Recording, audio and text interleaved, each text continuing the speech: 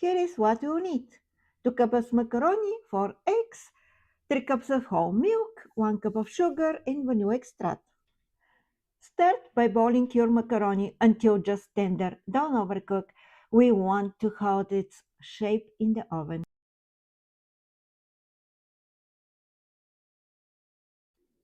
While that's cooking, mix together eggs, milk, sugar, and vanilla.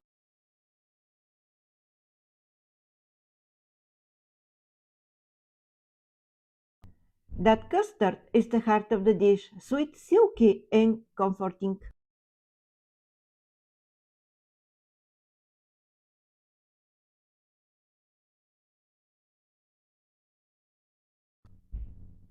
Drain the macaroni and put it in the baking dish. Pour the custard and gently fold the macaroni. Bake at 350 degrees Fahrenheit about 40-45 minutes until the top is golden and the custard is set.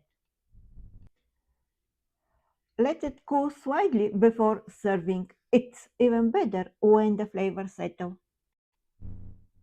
If this recipe warmed your heart, give it a thumb up, subscribe for more vintage modern delights, and share your own macaroni memories in the comments.